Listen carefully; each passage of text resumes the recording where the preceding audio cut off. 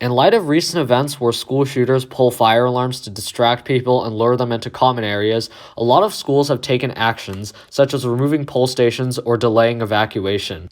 In this video, we'll be analyzing whether or not this is necessary and whether or not schools should do these things. So first of all, it is a very valid threat in a lot of situations, such as the situation at the West Side Middle School or the Parkland, Florida shooting.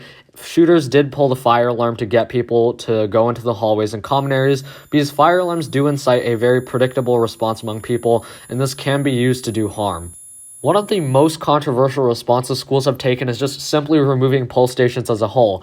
Now, it isn't hard to see why this might be bad, but also at the same time, it is understandable for schools to want to do this because it is desirable for a lot of reasons. First of all, not only are they eliminating the threat of someone maliciously pulling the fire alarm to do harm, they also kind of eliminate the possibility of a student or whatever accidentally or intentionally pulling the fire alarm just to cause a false alarm or something like that.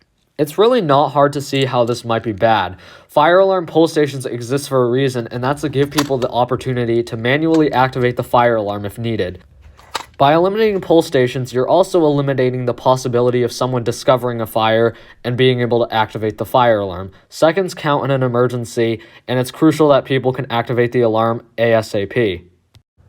Regardless, removing pull stations is still technically a perfectly code-compliant response. Removing pull stations is technically code compliant as long as interior corridors and hallways are protected by smoke detectors. Pretty much everywhere else has heat detectors. The system is monitored. There's a pull station in an occupied location such as the office, and the occupied location has a means of communicating with the rest of the building such as a PA system.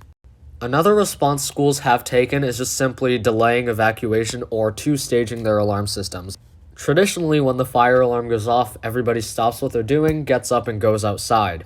With a two-stage or delayed evacuation, what happens is the fire alarm goes off and everybody stays where they are until further instruction is given. A staff member would probably go investigate the alarm to see if there is truly a fire, and if there was truly a fire, then they would go over the intercom and then make an announcement or something like that to evacuate the building.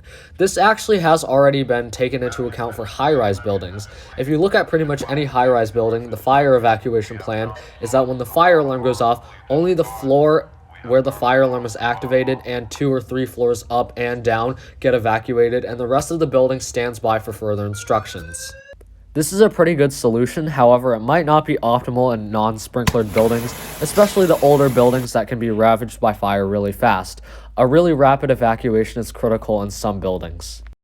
The most common and easiest response schools have taken is just simply cautiously evacuating the building when the fire alarm sounds. What I mean by this is instead of just blindly evacuating when the fire alarm goes off, people would look, listen, and then take action instead of just going outside. People would look through doors before opening them, check outside to make sure there's no threats, and then cautiously evacuate. Assuming people are observant and actually follow this would be a great solution, but I don't know if it's going to work for multiple reasons. Anytime a fire alarm goes off in pretty much any school, it's going to get chaotic, and I can guarantee you that nobody's going to actually be observant and look around.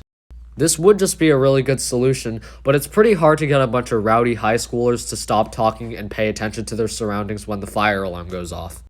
But either way, I digress. This is a very easy thing to implement because A, you don't have to make any changes to the fire alarm system, B, this is not going to delay the evacuation at all, and C, this can be implemented as a procedure really fast by just making an announcement and sending out an email to people. I'm not really sure how this would play out. It does sound really good on paper, but I'm curious to see how people would actually respond to doing this as a procedure.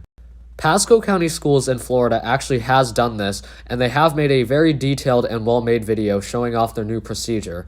I have linked the video in the description in case you want to check it out. Regardless of all the information I just said, some people will still disagree with the concept of changing fire alarm procedures at all. Fire is always a very relevant concern in pretty much any building, and a fire can double in size in 30 seconds. It is always critical to take fire alarms seriously and take action when an alarm sounds. In my opinion, I think that this should be decided by a case-by-case basis. I don't really like the concept of removing pull stations, but I can see how in some cases, such as a really modern school with sprinklers and smoke detectors everywhere, it might be necessary and it might be a good precaution to take. At the same time, some schools that are really old and not sprinklered really do need pull stations, and they really do need to evacuate as soon as the alarm goes off because the threat of fire is way more severe in some cases. So yeah, that was my analysis on whether or not schools should remove pull stations and change fire evacuation procedures. Let me know in the comment section what you think. Do you think schools should do any of these things, or do you think we should just leave fire drills the same? Otherwise, that's pretty much all I have to say. Thank you for watching this video. Please like, comment, and subscribe. Hopefully you learned something new, and bye.